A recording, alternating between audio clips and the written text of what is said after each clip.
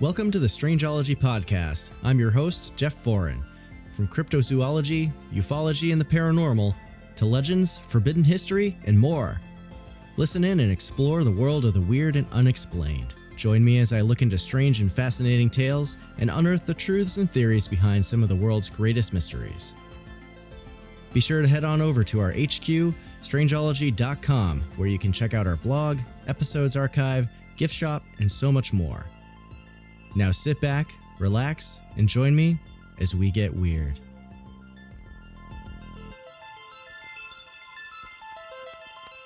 Hey everyone, welcome back to the Strangeology podcast. Coming up on the show today, we have the story of ancient giants roaming North America, a historical conspiracy, and the journey of an unknown people to a brave new world. I hope that everyone is doing all right out there. You're all making it through the winter. We've got a storm coming in New England as I'm recording this, although I think it's going to hit a little further south from where I am. But I'm ready for winter to be over already. It's just too damn cold right now. But I apologize for the delay in getting this episode out. I've been trying to keep with the bi-weekly release schedule as much as possible, and typically Thursdays are when I'm aiming to drop new episodes, but a bunch of things came up this past week that took priority over getting this episode out and researched in time and put together so I could record it, but I'm finally doing it right now and we're ready to rock. And I swear the next research episode I do needs to be a little bit less complex than this one, because this episode is a bit of a roller coaster, and I totally embodied the energy of Charlie from It's Always Sunny, you know, the meme with the conspiracy mapping episode, and he's just like going nuts, like connecting all these different things with all the strings on the wall. And there's so many moving parts and pieces to this episode, but I think that there's a connection in here somewhere to be made, and I think you're gonna enjoy going down this rabbit hole with me. And I'm just gonna keep this intro short and sweet, not really talk about any other updates aside from checking out the shop. I recently added a few new home state cryptid designs, as well as a new design in that style that I'm calling Homeland Cryptids for international cryptids. So I just finally, after 2 years of doing this, got around to making a design for Nessie, the Loch Ness Monster. So definitely check that out. And I've got some fun Valentine's Day themed designs in the shop right now if you're looking to buy something for a loved one and you'd like to support Strangeology. But anyway, that's about all I'm going to talk about there, because we've got a lot to talk about today on this episode.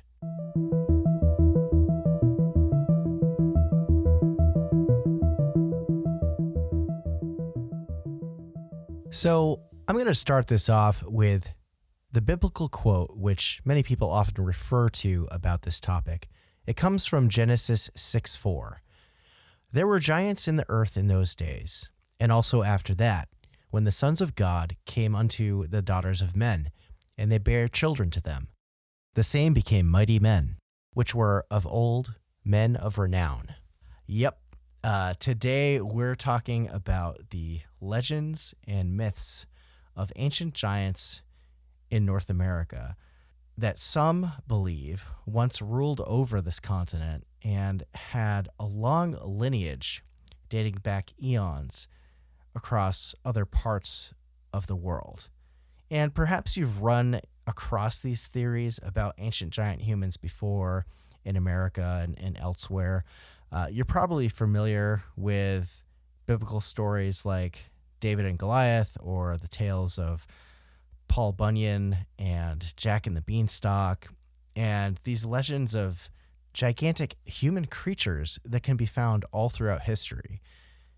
If you look back at old legends and even old newspaper clippings, you can find hundreds of articles talking about these enormous skeletons being found, which were especially prevalent in the 19th century. And then it seems once these old bones were talked about and written about, they'd get shipped off to the Smithsonian to be studied, and then they'd never be heard from again. There would be this mysterious disappearance by institutional powers, and a lot of people believe that there's some kind of cover-up or conspiracy going on here. So did these colossal creatures actually exist and coexist with ancient humans? And were they worshipped by our ancient ancestors? Or were they all just myths, just stories that people were making up? So strap in, folks. This is going to get wild. If you're into historical mysteries and conspiracies, I think you're going to enjoy this episode. For me, this has always been a really interesting topic, so I'm excited to let you all know what it's all about. So let's get into it. Now, several Native American, First Nations, and Mesoamerican peoples, such as the Choctaw, the Comanche, the Navajo, the Paiute, the Manta of Peru, all have uncannily similar legends of these white giants with blonde or red hair that ruled over the land and enslaved the people that lived there sometime in the very distant past. And one of the more well-known names that people referred to these giants as are the Tall Ones. But these tribes all had their own names for these giants, such as the Starnaki from the Navajo. The Choctaw called them the Nahulo, and the Aztec called them the Kinametsin. And there's also legends of deities that the Aztecs have, like Quetzalcoatl or Kukulkan from the Mayans, or Viracocha from the Incans. And these gods were typically called the feathered serpent creator gods, but were also curiously described as being white-skinned and typically having this kind of graying beard. And these features weren't typical of Mesoamerican populations. It was kind of an enigma. And these giants were said to be powerful and wealthy, with art and culture and technological knowledge of building fortified cities. They had the technology to mine ore from the earth and create weapons of war. And in most cases, these mystery people, whoever they were, would be eventually overthrown or driven out or exterminated by the indigenous peoples of the area. Now, during my research, I checked out this book, Ancient Giants Who Ruled America by Richard J. Dewhurst, who has written extensively on this topic, and he has a lot of interesting things to say. So I've taken some notes from his book, among other sources, but one of the key tenets that Dewhurst asserts early on is that he thinks that the theory of evolution is backwards, which is kind of an interesting thought. His idea is that we didn't evolve from small primates, but instead we descended from literal giants. And this idea stems from his view that birds were once big dinosaurs and then became smaller over time, so naturally other living creatures on Earth must have gone through a similar process. And yes, there's fossil record evidence and geologic evidence that creatures used to be a lot larger millions and millions of years ago. For instance, insects used to be huge, like scarily huge, horror movie huge. And this was because there was a much higher concentration of oxygen in the atmosphere back then. But the Earth is a very different place now. It's gone through so many different changes and climates, ice ball Earth at times, geologic and volcanic upheavals. And in that whole epoch of time is longer than the sliver of time that humans have been around on Earth. It's an interesting thought. I don't really think that's correct, but it's kind of something to preface this whole idea that there were once giants that walked among us. And throughout his book, perhaps the more important and interesting information is that he highlights dozens of old stories and journals and newspaper clippings about the remains of giants being found all over North America. So, who were these giants and how big were they exactly? According to all these old articles about giant skeletons being dug up around North America, the range of them seems to be anywhere from 7 feet to 9 feet tall, with some claims of even taller skeletons being found. And curiously, a number of them were apparently reported to have elongated skulls, in which a certain number of them were unlikely to be the result of cranial deformation from headboarding techniques or something like hydrocephaly. More interesting still is the observation of red hair being on their heads, if there's any left on the skulls to begin with, which, depending on composition and how it was buried, there just might be. And red hair was not typical to native populations in North America, which is an important piece of this puzzle. And I do wonder, though, if these people had naturally red hair while they were alive, or if the pigments changed after death, which, as it turns out, is actually a thing. I looked it up, and it turns out that people with high concentrations of eumelanin in their hair will typically have black and brown hair, whereas people who have red hair have higher concentrations of something called pheomelanin, which, of course, is much more rare and why there are a smaller number of redheads out in the world. However, it's interesting to note that after someone dies, the less stable eumelanin actually breaks down much quicker than pheomelanin, which is a much more stable compound, which causes the remains of a body's hair to actually turn red during the process of decay. And that was a bit of a tangent, but it's interesting to learn about that while researching this episode. So, something to keep in mind when there's claims of red hair on ancient skeletons and giant skeletons that are dug up. There could be a perfectly explainable natural process as to why the hair is red. But again, there's also the possibility that they were red-haired while they were alive. So, if anyone is like, oh, red-headed mummies, they're aliens or whatever, just keep that little factoid in mind, that there's a reasonable explanation for it. Now, let's take a look at the modern human. So the average range of height for people who live in America today is between 5'4" and 5'10". And obviously there's, taller and shorter along that bell curve, but those are the averages for people today. With the lower end of that bell curve being people who have dwarfism, to the higher end of that bell curve being people who have gigantism, like former basketball players Shaq or Yao Ming or Andre the Giant, who are and were both over 7 feet tall. Some people that have had gigantism have even grown as tall as just under 9 feet, which is absolutely massive. Just think about the typical height of the ceilings in your home and how tall your door frames are, or even how big cars are today. People of massive stature like that wouldn't even be able to stand up straight in your typical home or be able to fit in the modern day car.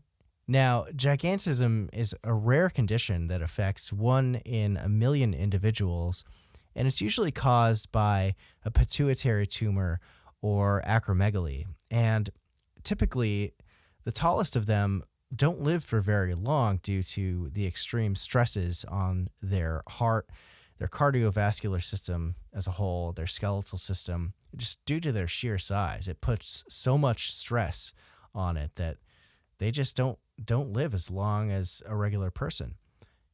Now, the tallest person that we have on record was a man named Robert Wadlow, who was born in America, and he lived from 1918 until 1940. So he died at a very young age of 22 years old. And he grew to a colossal height of 8 foot 11 inches and weighed in at almost 500 pounds while he was alive. The second and third tallest people that we have on record, also born in America, were John Rogan and John Carroll.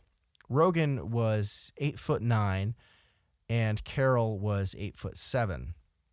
And Rogan, who was born in 1905, died at age 37. Carroll died in 1969, also at age 37. So again, that's a very young age to die in your late 30s. So the current tallest person that we know of alive today is a man from Turkey named Sultan Carson, who was born in 1982 and is about 8'3".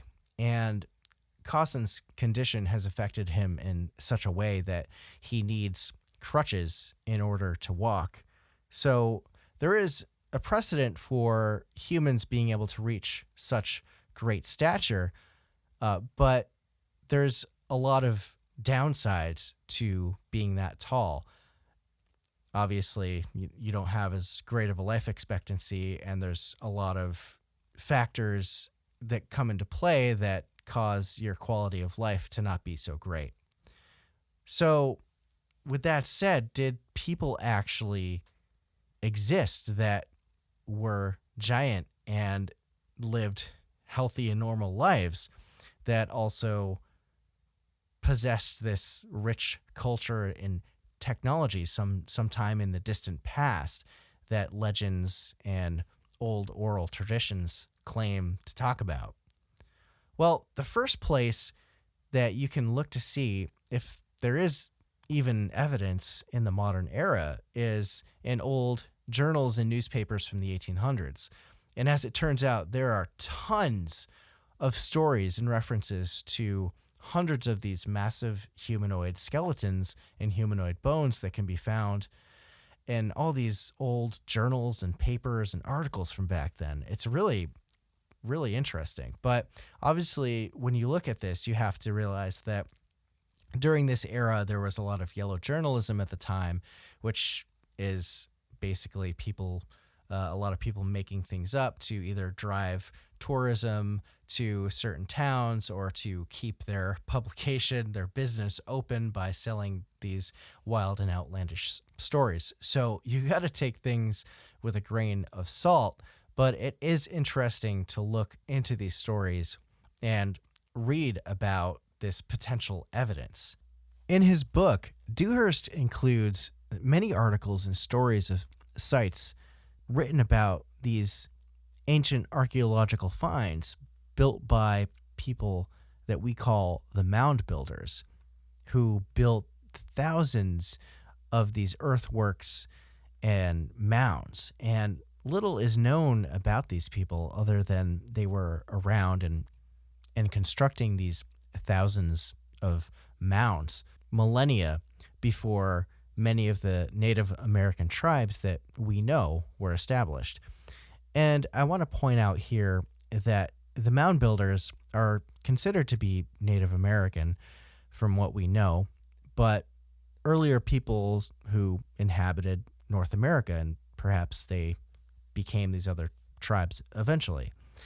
But there were a lot of racist sentiments and thoughts back in the 17 and 1800s when these sites were first discovered that asserted that Native Americans couldn't possibly have built these sites. They just weren't intelligent enough. And obviously that's far from the case. And our understanding has increased immensely since then.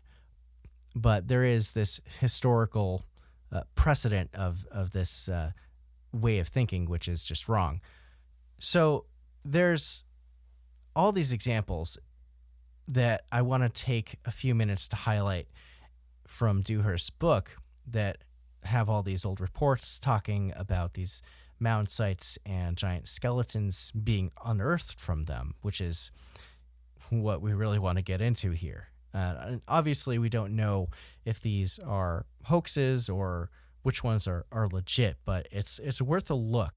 So the first article that I want to go over is this article from 1824 called A History of Livingston County, New York, that discusses hundreds of different artifacts and remains that were found years earlier in 1811. I know we're jumping around in time a bit, but bear with me. So all of these artifacts and bones were found at this site called Mount Morris, which is a mound builder site, and it's this structure that's 8 to 10 feet tall and 100 feet in diameter.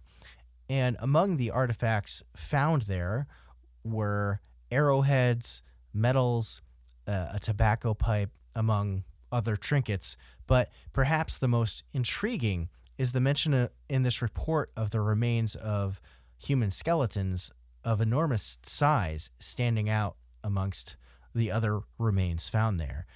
And according to the story, the skull of the individual that was found, this giant skeleton, was so big that one of the people digging up the site, a man named Adam Hulslander, picked up the jawbone and placed it over his face. And it was apparently so large that it almost covered his face, kind of like a mask.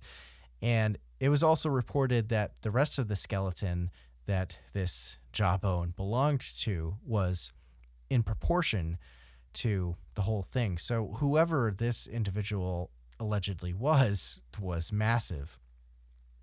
And one of the absurdly larger skeletons alleged to have been discovered in this era was written about in the Ohio Democrat publication from 1870, which spoke of a skeleton found with a 9-foot-long sword and a gigantic metal helmet.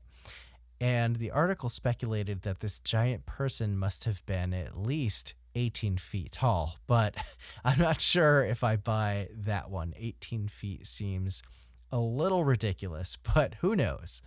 And then in 1895, there's this story that the Smithsonian purchased an 8-foot 4-inch tall mummy for $500, or in today's money, it would be over $14,000, which was apparently discovered near San Diego, California, and has since become known as the San Diego Giant. And originally this mummy was inspected, but years later in 1908, while this mummy was on exhibit, the Smithsonian decided to run some new tests on it. And once the results were in, the Smithsonian suddenly dismissed the San Diego Giant as a fake, which was apparently this fake mummy that was made out of gelatin, I guess.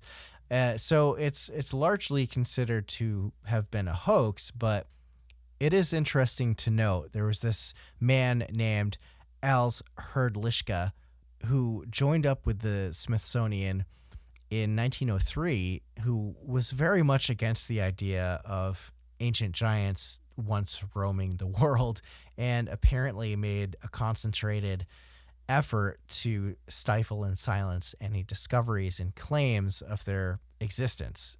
Overall, the accepted idea is that this wasn't a real 8-foot tall mummy, but people do raise an eyebrow at why the Smithsonian would have spent so much money on a fake mummy and to be fooled for 13 years before realizing that this mummy wasn't legit. But it's a curious story for sure. The next report we have comes from Rainersville, Ohio in 1898, where an 8'7" tall skeleton was allegedly discovered which was buried with stone tools and hatchets, which Dewhurst points out as being a kind of signature characteristic of the mound builder culture. So potentially, if that's a legitimate story, there's a connection to be made there. And then in 1899, the Portsmouth Herald reported on an ancient skeleton being unearthed in Noble County that was up to 9 feet tall. In 1907, in Rockingham, Vermont, there was a report that there was this extremely large humanoid skeleton that was found, believed to be Native American, and again, the jawbone was said to be so large that it could be used almost like a mask. And curiously, this report talked about the jawbone having a double set of teeth, which, as it turns out, is reported in several other stories of giants, along with having a extra digit on their hands and feet. The skeleton was apparently housed in the attic of a building that had a doctor's office and drugstore in it, but the building was apparently renovated in the late 1800s, and it seemed that when this happened, the skeleton mysteriously vanished. In 1931, there's a report from the San Antonio Express, which reported that an archaeological team dug up a 12-foot tall skeleton where its skull was twice the size of a modern-day human's.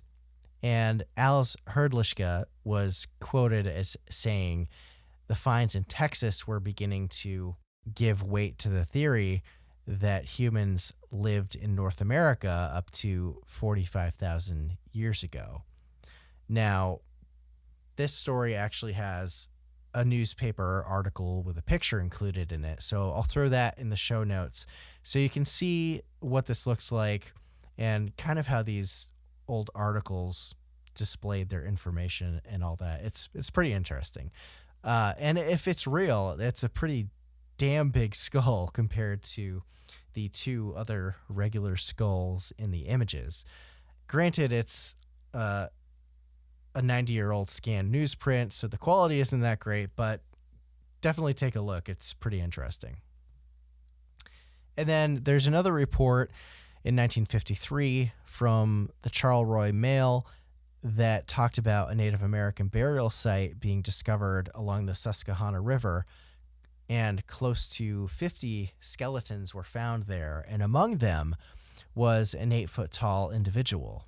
And the bones were apparently shipped off to the Harrisburg Museum and then to the Smithsonian, but the Smithsonian apparently has no record of these remains ever being sent to or housed at any of their facilities. So that stuff like that always leads to more people questioning whether or not there's some kind of cover-up happening.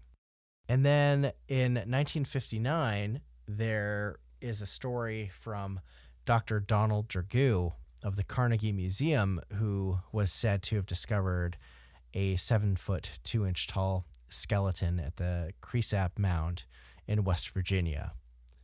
So these sites and these skeletons were apparently, if it's all real, were found in every corner of the country, pretty much. If you've listened to my episode on the lost city of the Grand Canyon, you might remember me talking about Lovelock Cave. And this is another location that supposedly harbored giant remains, as the legend of the Paiute talked about a race of red-haired cannibal giants called the Sitaka. And according to their folklore, the Paiutes were constantly attacked and eaten for years by these man-eating giants, and eventually they wound up fighting back against them and killed most of them off. And according to the legend, the final survivors of this giant race were trapped inside the Lovelock Cave, and the Paiute people lit a massive bonfire at the mouth of the cave, and it spread inside, and with nowhere to go, the giants were apparently burned alive, and that was the end of them. And allegedly, there have been anomalous skeletal findings inside of Lovelock Cave, but I'll go over that in a little bit. Perhaps one of the more well-known mound structures is the Great Serpent Mound in Peebles, Ohio. And this structure, it's not really a mound. It's this 1,400-foot long depiction of a snake, or some people speculate that it might represent a comet or something like that. And this site, based on radiocarbon dating, is thought to have been constructed around 321 BCE, possibly by the Adena people, which were one of the mound builder cultures. And in the 1890s, a professor named Frederick Ward Putnam was working on excavating this site and allegedly found several large human skeleton remains. Most of these were in the 6-foot range, but recently a researcher on the Serpent Mound was looking through old photos of the dig operation and came across this postcard that appeared to show a skeleton that was even larger than that and appeared to be within the 7 to 8 foot range. So that's just another example of a giant skeleton that may have been found. And I could go on. There's literally hundreds of old articles, and so many are similar, talking about these 7 to 9 foot tall or taller skeletons being found around ancient burial sites or near mounds and earthworks created by the mound builders all over the eastern parts of the United States and even as far out as California. They show up in Georgia, Arizona, Indiana, Ohio, Pennsylvania, Vermont, and on and on. It seems like if any of this is legit, that you could find these skeletons in every corner of North America, which suggests that there could have been a race of giant people who lived here eons ago. But if you want to study these bones to see if they're real, the typical end to the story is that usually these bones get shipped off to the Smithsonian and they're never seen again because the idea is that there's some kind of cover-up or conspiracy. But I do have to wonder how many of these stories were authentic versus how many were people just trying to make a quick buck with a fantastic story, and how many were copycats just trying to get their claim to fame as well. And that's why with some of this old journalism, or really a lot, you should be taking a skeptical approach to this kind of stuff. But, also keep an open mind as well. Because most of these reports are so old that it's probably next to impossible to corroborate and verify the authenticity of all of them. But perhaps there is some truth to these old stories. And as far as the idea of a Smithsonian cover-up, Dewhurst has some things to say about this in his book. After the Civil War in the United States, the Smithsonian adopted a policy from John Wesley Powell, who you might remember from my Grand Canyon episode. And this policy resulted in the exclusion of evidence of direct foreign influence from pre-Columbian America, partially due to wanting to downplay regional and ethnic conflicts as the country was in a fragile state in the Reconstruction era after the Civil War, but also to legitimize the whole manifest destiny westward expansion of the United States in the latter half of the 1800s. And with this, came along the displacement and annihilation of Native American tribes that lived there for thousands of years. And Dewhurst highlights that a lot of Powell's policies and thoughts at the time were incredibly racist. And there was this whole idea of racial superiority with manifest destiny, and that, quote, savages were unintelligent. Their writings and cave paintings were merely crude drawings with no real meaning. And this philosophy, it seems, became doctrine after Powell's death in 1902 and remained that way for much of the 20th century. So it would seem that finds by Smithsonian-backed researchers and archaeologists may have had a motive of some sort to potentially cover up findings that went against their historical narrative of North America. But if you ask anyone today, they'll pretty much just say, oh, we don't have giant skeletons, or these stories were fabricated or never happened, of course. And there's this article floating around on several blogs with the title, Smithsonian Admits to Destruction of Thousands of Giant Human Skeletons in the Early 1900s. That's floating out there in several different blogs. And, it claims that the U.S. Supreme Court had this ruling that forced the Smithsonian to release classified documents revealing this old cover-up, but I looked into it, and that story is 100% bunk. There's no case number or record of this courtroom proceeding, so if you do run across that story, it's totally fake news. But in the end, is it possible there was a cover-up? Maybe with old racist thoughts and people not wanting to believe that Native Americans were capable of stuff like this. It's possible that things were covered up, but we don't know exactly. Okay, so with all these old reports, it seems like, and let's just entertain the idea that maybe there were actually giants roaming around in the ancient past. So who were these giants? A good place to start looking is actually with the mound builders of North America, since it seems like, according to old legends and their apparent proximity to giant skeletons, that they seem connected somehow. From what we understand today, the mound builders were a widespread group of different Paleo-Indian peoples throughout history whose signature was building these thousands of large mounds out of dirt. And these sites functioned as tombs and ceremonial sites from what we know. And some of these sites are astronomically aligned. And these things are everywhere, from the Great Lakes region down to the Gulf of Mexico, and from the Atlantic coast to the Mississippi River Valley. And the oldest of these sites are believed to be older than the pyramids of Egypt. And these oldest sites are found in Louisiana, which date back to at least 3500 BCE. So they're well over 5,000 years old. And this mound building practice continued through several different cultures up until the 16th century CE. So when settlers started moving further inland in America, people began to wonder who built these massive structures. And by the 1800s, stories of these sites being constructed by giants started to circulate widely.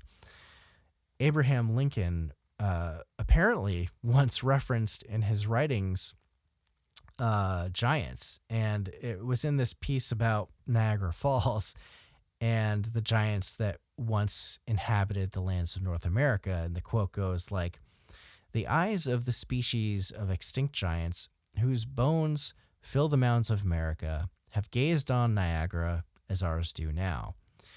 Although in this writing, he also goes on to mention mammoths and mastodons. So I have to wonder if that quote was in reference to the megafauna that used to live in North America versus giant humans, although maybe you could classify ancient giant humans as megafauna, but I digress.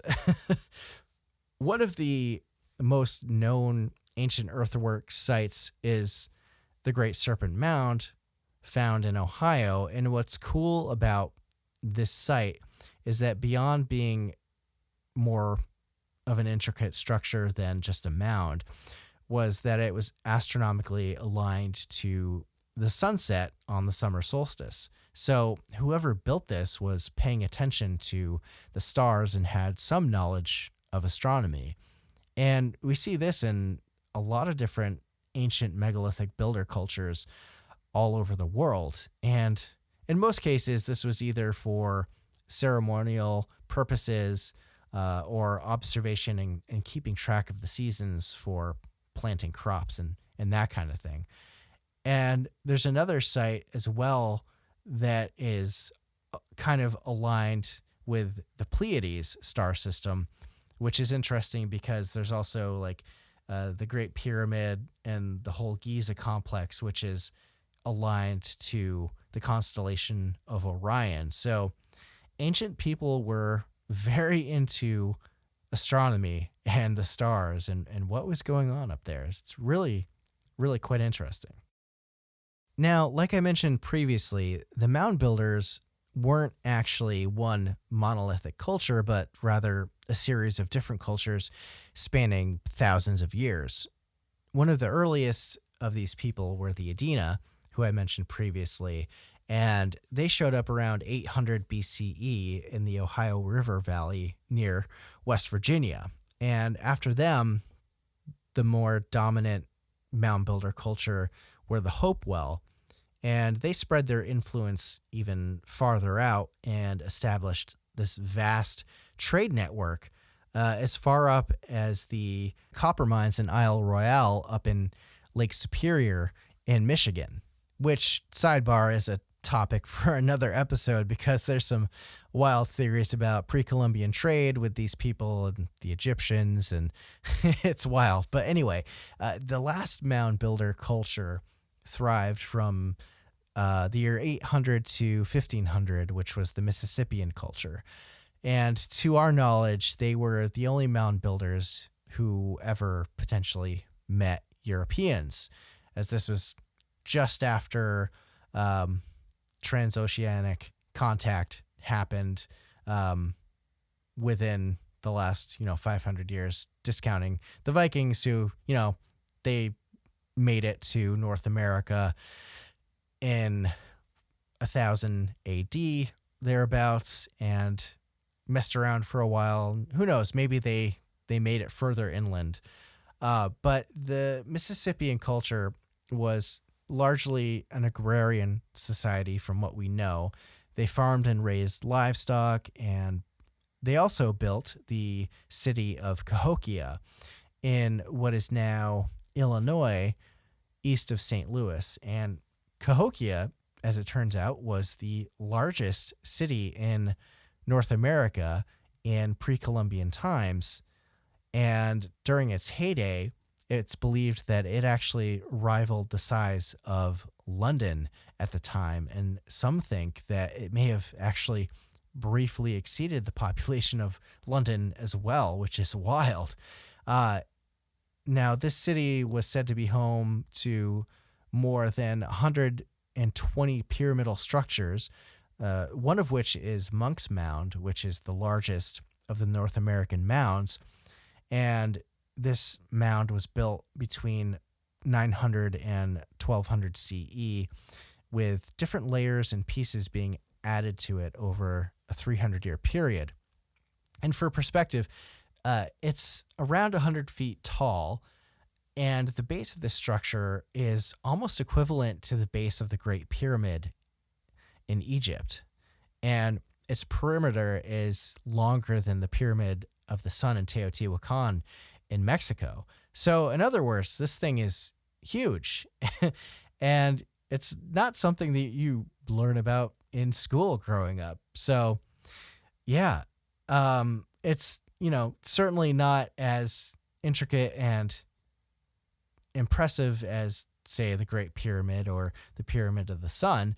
And it isn't really a pyramid per se, but it's wild to think about the amount of time and manpower it would have taken to move all that dirt to create this site. And the culture that inhabited Cahokia wound up disappearing around the 1400s. So this culture was on the decline already by the time Europeans arrived. And the city of Cahokia was actually abandoned and mostly reclaimed by nature by the time colonials made it that far inland to see what was going on. So were all these mounds built by regular human beings like you and I? Probably. But you got to wonder, is it possible there was some kind of connection to these legends of giants being involved somehow? And especially with reports of these massive skeletons that were allegedly found. According to Dewhurst, it seems that when Europeans first began arriving and permanently settling in North America, the native tribes in the areas where mounds exist didn't have knowledge of who built them, other than they were already there when they arrived. European colonists assumed that there was no way that the uncivilized native peoples could build anything that sophisticated, which, you know, as we've mentioned before, that's super racist, and a really not great assumption. And this led to theories about a lost civilization that built them. Anything from the lost 10 tribes of Israel to Atlantean refugees. But the most likely explanation is that these were, built by the ancestors of the indigenous people living there, and that the knowledge and oral traditions of these sites were probably lost and forgotten over time. And it wouldn't be the first time in human history that something like that has happened. Think of Roman concrete or Greek fire. Knowledge of that was lost, or the Baghdad battery and the technology to electroplate things. And to build on that, Dewhurst pointed out one theory in his book that perhaps the mound builders migrated to Central America after their decline and became the Mayans and Aztec people who advanced their building techniques to include masonry. But we'll discuss that later and how that theory might be the other way around. But what about giants? It's said that many of these sites contained these extraordinarily large skeletons that were more often than not associated with or part of ancient earthwork sites and mounds that dot the landscape of the eastern side of the U.S. and beyond. So, there's this idea that perhaps at least some of the people in this mound builder culture could have been giants. Or perhaps it was someone else entirely.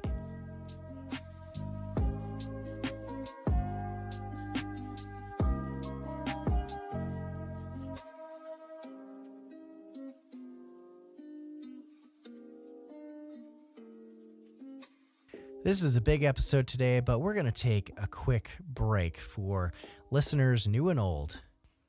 If you like what you hear and you'd like to support the Strangeology podcast, you can head on over to patreon.com/Strangeology. I offer a wide variety of benefits and perks, starting at some affordable monthly rates. Some of the perks include a merch discount to my Etsy shop, VIP Discord access, early access to content, access to the members-only Strangeology Beyond segments, exclusive members-only merch, and more. And now, a quick shout-out to my growing group of patrons who help keep the lights on at Strangeology. We've got Alex Dorgan, Alyssa, Mystic Novelty Company, Appalachian Huntsman, MetaZoo Games, Greg Morrill from All the Weird, Sean Colon, Miranda Jarnot, John Hickenbottom, Maureen Asmat, Gail Frederick, William Malcolmes, Adam Flynn, Connor Boyle, Ryan Holiday, Cassie Maratson, and Ann Lutra-Zykowski-Ford. So again, if you're looking for a way to support the show, head on over to patreon.com/Strangeology. You might find something you like. And now, let's get back to the show.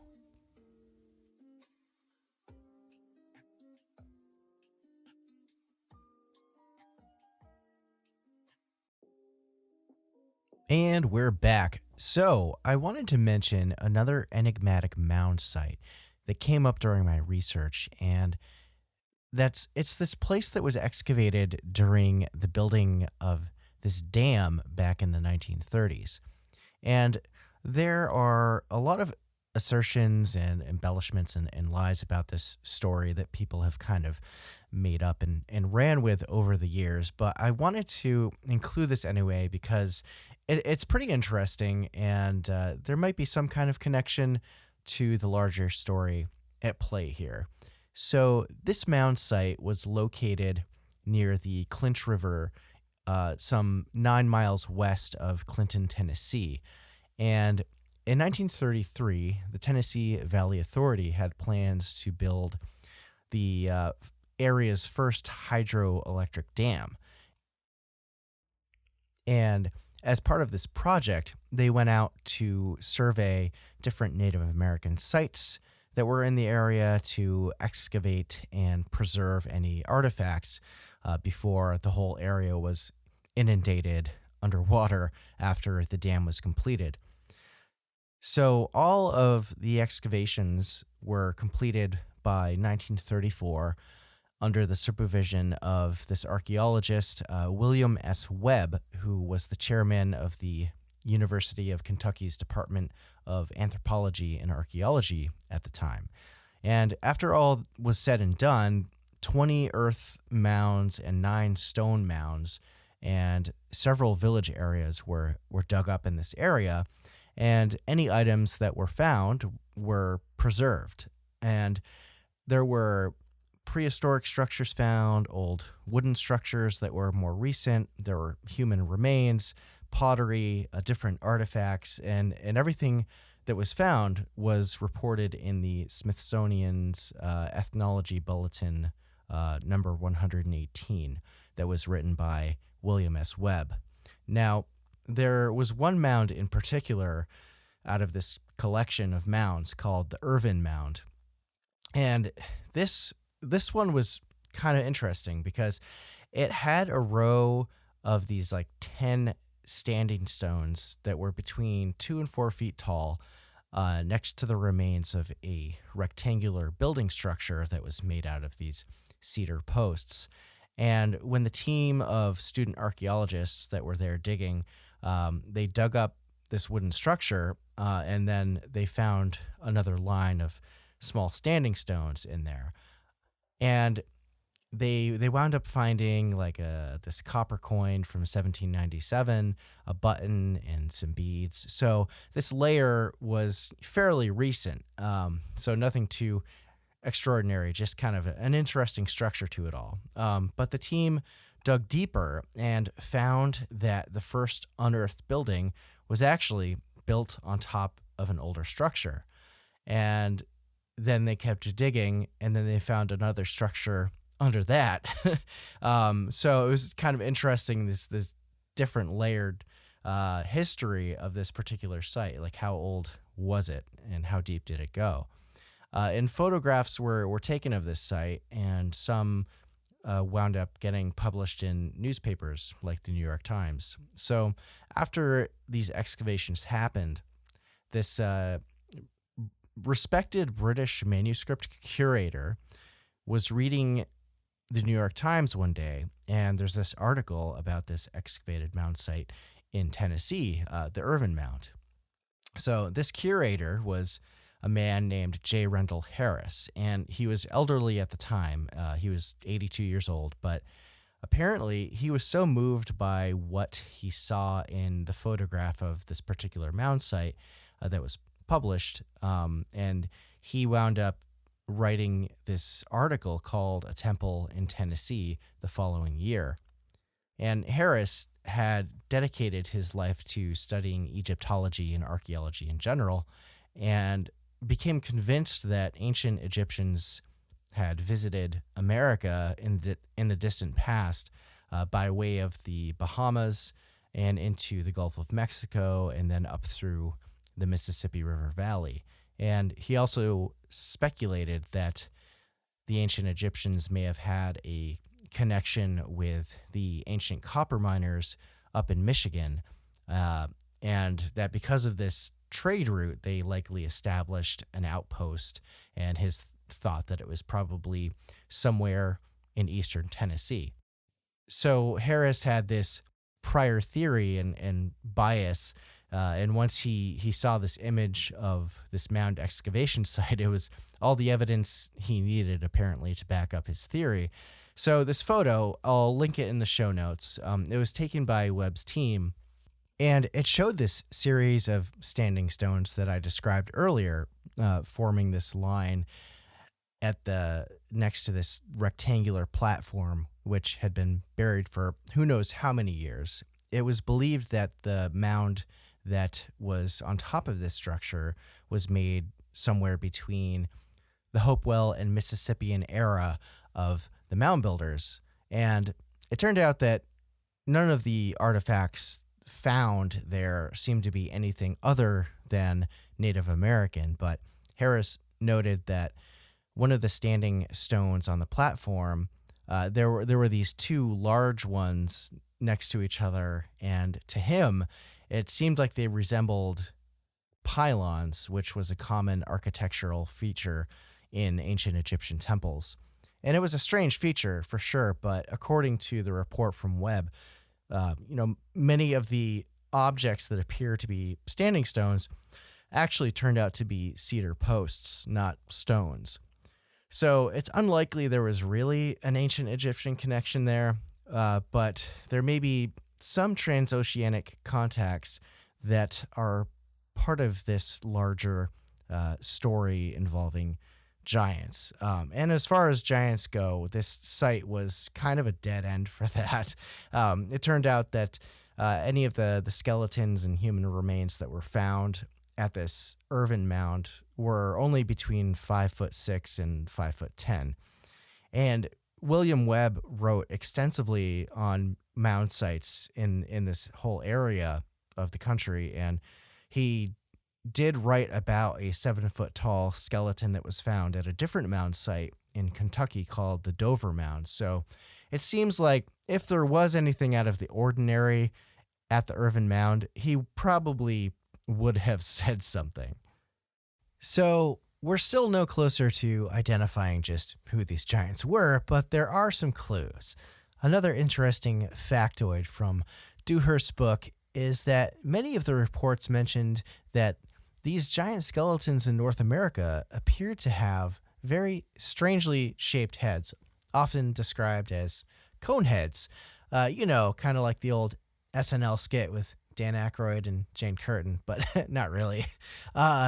Basically, these skulls were large and drastically different than an anatomically modern human, and ethnically different from the Native American peoples in general. And these skulls, it seemed, had features more akin to that of a great ape. So that's something different and interesting. Their skull shape was said to be of the, quote, otamid, or of a primitive type, which consisted of a sloped forehead, a pronounced brow, a high nasal bridge, a powerful jaw, teeth more designed to be carnivorous, robust bones, and the presence of an interparietal bone, or what's otherwise known as an Inca bone at the back of the skull. And that name was derived from being found on Peruvian mummies, which is also interesting that these features can be found in South American skulls and skeletons as well, which suggests that perhaps these people were a lot more widespread than just North America. And a lot of the strangely shaped skulls in these parts of the world can be attributed to the process of head binding, which was usually started in infancy to mold the skull into a more cone-like and elongated shape, since when we're born, our skulls are still soft and in the process of fusing together. But interestingly, that doesn't explain all of these weird skulls. The more enigmatic of them out there have features that can't be the result of head binding when you look into it, and they have to be genetic. For example, feel your head behind your ears. You'll feel, or should feel, this kind of like descending and curving shape around your skull where your neck meets your head behind the ear. That's called the mastoid process. It's a bone protrusion where your jaw muscles anchor to. And it's not all that large on Homo sapiens, but on some of these elongated skulls, the mastoid process is huge, which suggests this very powerful set of jaw muscles, and that's not something that head binding has any effect on. Another feature of these skulls that is different than ours is their foramen magnum, which is the opening in the bottom of the occipital bone where the spine enters the skull. Now, in humans, this is usually near the center of your skull for, balancing your head on your neck and your body. But on these elongated skulls, the foramen magnum is actually set towards the back of the skull, which is a feature that's more commonly found in great ape species like gorillas, for example. And it's thought that this feature was to accommodate for the larger size and weight of the skull. The Paracas skulls of Peru, for example, have been found to be about 25% larger and 60% heavier and have a 30 to 45% higher brain capacity than a modern human skull. And if you haven't seen the Paracas skulls, just look up Brian Forrester and just look at pictures of these skulls. They're crazy weird. And one more comparison between a human skull and these elongated skulls is that the elongated skulls have no sagittal suture line. And there's no way that head binding would cause that from our understanding. Perhaps this was all just a genetic mutation or some kind of hybridization between a previously unknown archaic human species and modern man. Like, who were these people? And what if the skulls that are human and are a result of head binding were trying to emulate these cone-headed people? Just a question, right? And speaking of archaic humans, there's this really interesting theory that involves one of the more recently discovered and little understood human cousin that once walked the earth with us, and that they might be the key to solving this mystery. I'm talking about the Denisovans and their potential connection with all of this.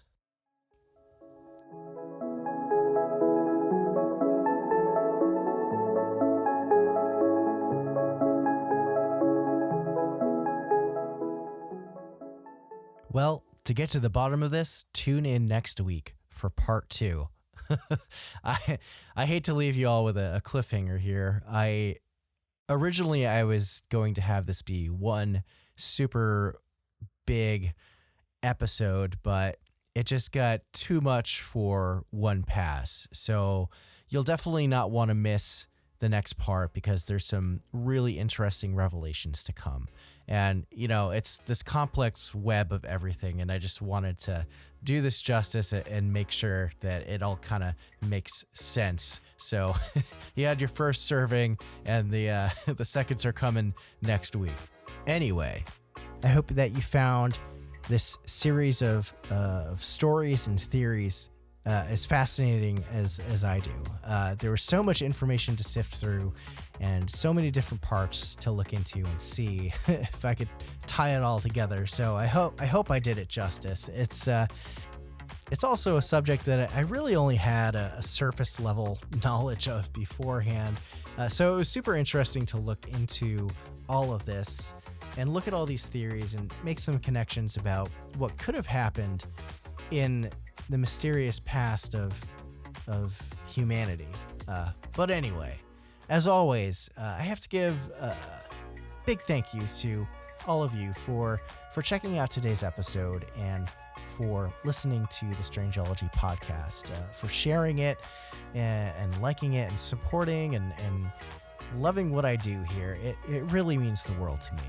And I already announced this on social media, but the show recently passed the 10,000 download mark, which is a huge milestone, and you are all so awesome, and it still blows my mind that people from all corners of the world have downloaded this show. I think it's over like 50 countries now, which is crazy. So thank you so much. And if you haven't checked out my shop recently, definitely head on over there. It's strangeology.etsy.com. I've got all the links in on my website and also on Linktree. I recently added a few new items, and I'm going to be running a sale for Valentine's Day by the time this episode drops.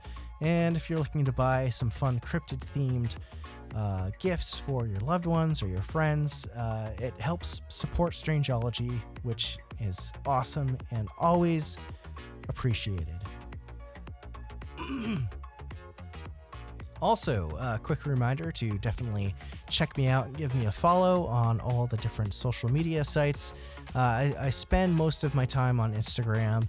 You can find me there at strange.ology, but you can also follow me on Twitter at Strangeologist, Facebook at Strangeology, and TikTok at Strangeology as well. And it gets pretty wild there from time to time. With how much people interact, so we have fun there. And you can find my blog over at strangeology.com, where you can also sign up for my mailing list, and definitely check that out. I'm also always looking for people to contribute to the blog, so if you like to write about cryptids or the paranormal, anything Fortean, just drop me a line in my contact box, or you can also drop me a line and feel free to shoot me an email with comments and suggestions. My email is strangeologist@gmail.com. You can also DM me on Instagram. I try to respond to everyone and just keep it open. And on a final note, Strangeology also has a voicemail for people who want to call in with their stories of encounters with the strange and unexplained. The number there is 802-448-0612. That's 802-448-0612. And there's a time limit to the voicemail, so if you do run out of time, it's like 2 to 3 minutes or something, you can call back and pick up where you left off. Or if you prefer to share your story via email, that works too. The goal is to eventually do a new stories episode of listener and follower submissions. So I'd love to hear your stories. And that about wraps things up for my patrons. Stick around after the short break for some more stories about giants. And for everyone else, take care of yourselves and each other. And as always, keep it strange.